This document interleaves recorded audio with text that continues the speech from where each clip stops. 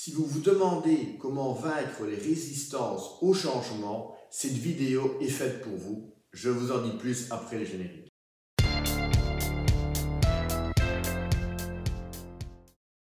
Au cours de notre vie personnelle et ou professionnelle, nous sommes tous confrontés à un moment ou à un autre au changement. Certains changements sont désirés et recherchés, d'autres un petit peu moins, ce qui fait que des résistances peuvent apparaître. Et aujourd'hui, j'ai envie d'aborder ces résistances sous l'angle des besoins. Donc j'ai déjà fait plusieurs vidéos sur les besoins, je vous mettrai les liens en description de la vidéo.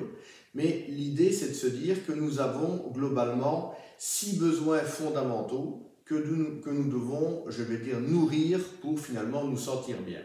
Et dans le cas d'un changement, si celui-ci va affecter nos différents besoins ou la façon dont on les nourrit, forcément, ça peut faire en sorte que l'on soit attiré par ce changement, soit pas vraiment. Donc le premier besoin, c'est le besoin de certitude.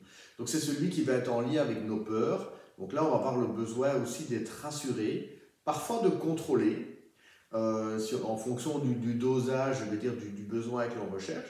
Et donc la première chose, c'est que si on met en place un changement de nouveau au niveau personnel ou professionnel, si on est leader ou manager dans une entreprise, voilà, si vous voulez initier un changement, la première chose, c'est de bien faire en sorte que vous allez vous rassurer vous et rassurer les personnes qui vous entourent, parce que sinon on va toucher finalement aux peurs, et notamment aux peurs archaïques, et à ce moment-là, il y a des résistances qui se font, même de manière inconsciente. Donc ce n'est pas nécessairement que les personnes sont de mauvaise volonté, c'est juste qu'au fond d'elles, il y a quelque chose qui résonne, il y a une sensation désagréable qui va être liée au changement, et donc il va falloir en fait casser ce lien de connexion entre la peur et le changement.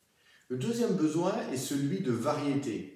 Donc voilà, quand on fait tout le temps la même chose, on va avoir une tendance à s'ennuyer. Et donc si vous associez le changement à finalement un peu plus de variété, un peu plus de fun, celui-ci va être quelque part désiré. Par contre, si au niveau du changement, ça va sous-entendre un peu plus de monotonie, de routine, potentiellement, on va avoir des personnes qui vont freiner des cas de fer, si je puis dire. Maintenant, forcément, les deux premiers besoins, celui de certitude et celui de variété, quelque part sont complémentaires. Donc, des personnes qui vont avoir le besoin d'être rassurées, peut-être de contrôler les choses, elles, le fait d'avoir moins de variété va peut-être les rassurer. Donc voilà, au cas par cas, c'est de se dire comment je dose ces besoins, parce qu'à l'inverse, une personne qui a déjà un travail un peu routinier, si on lui amène un peu plus de variété, elle va être contente d'avoir ce changement. Alors qu'à l'inverse, si on lui amène encore plus de routine, voilà, la motivation ne va pas être au rendez-vous. Le troisième besoin est le besoin d'importance, de se sentir valorisé.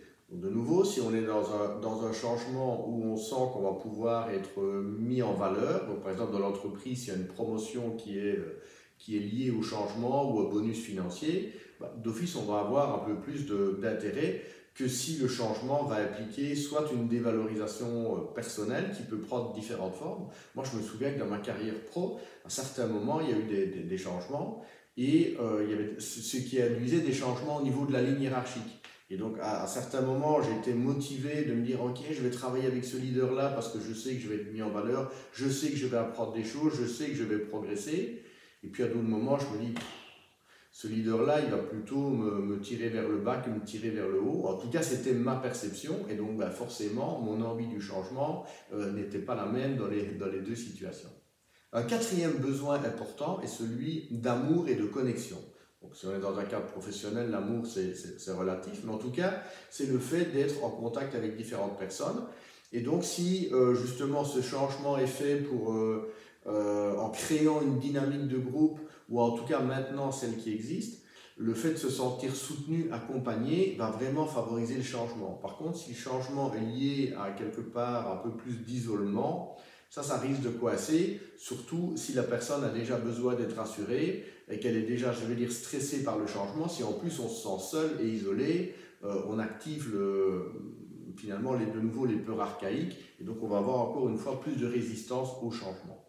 Un cinquième besoin important est le besoin de croissance, donc de fait d'évoluer, de se développer, de s'améliorer. Et en général, donc si à titre personnel, on va chercher ou créer un changement, c'est aussi par rapport à cet objectif. Dans une entreprise, c'est pareil, en général, c'est parce que le changement est lié quand même à une volonté de croissance de l'entreprise. Et donc là, ça va être important aussi de faire en sorte que finalement les personnes s'associent aussi au changement et se sentent elles-mêmes aussi progresser. Donc j'en ai parlé tout à l'heure, ça peut dépendre voilà, s'il y a une promotion qui est liée à ça, un bonus financier, des perspectives d'apprentissage, de développement personnel. Donc moi par exemple, voilà, je sais qu'aujourd'hui c'est vraiment un levier qui me motive, qui m'active.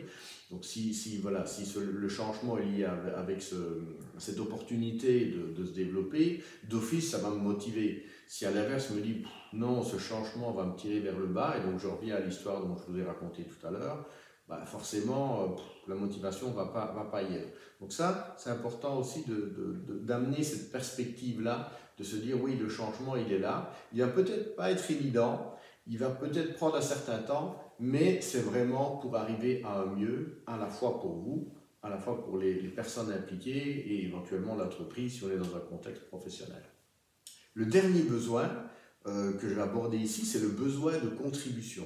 C'est de se sentir utile au-delà de soi. Donc, de nouveau, dans le cadre d'une entreprise, l'idée, c'est vraiment aussi de se refocaliser sur ce que ce changement va amener, non seulement au niveau des employés, si vous êtes leader ou manager, mais aussi au niveau des clients. Donc c'est de se dire, okay, c'est peut-être parce qu'on veut finalement améliorer la qualité du service, et donc la rentabilité qui va avec, que ce changement est là. Donc c'est-à-dire que les efforts que je vais faire pour mettre en place le changement, ils vont bénéficier à des personnes, à de nombreuses personnes en dehors. Et donc cette sensation de contribution, elle est aussi importante pour voilà, activer aussi quelque chose qui en nous, qui fait qu'on ne se replie pas sur soi. De nouveau, c'est ce qui peut arriver si on a des peurs ou si on n'est pas rassuré, mais qu'on met aussi son attention au-delà en fonction de la valeur ajoutée que l'on veut amener. Alors voilà, j'espère que cette vidéo qui aborde le changement et la résistance au changement sous l'angle des besoins vous aura été utile. N'hésitez pas à commenter, à poser vos questions, à partager votre expérience. C'est toujours bénéfique pour l'ensemble de la communauté. Puis prenez soin de vous et à très bientôt pour une autre vidéo.